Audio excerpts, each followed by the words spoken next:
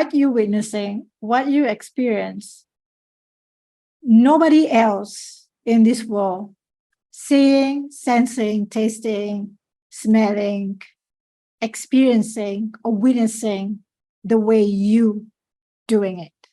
Nobody is the same. So whatever that you experience in your life, there's always a benefit for others whenever you share. The right people will going to benefit from it. Because we are here as a Nine Center Pain, we are here to communicate our perspective. We are here to communicate, to share, to empower through our awareness.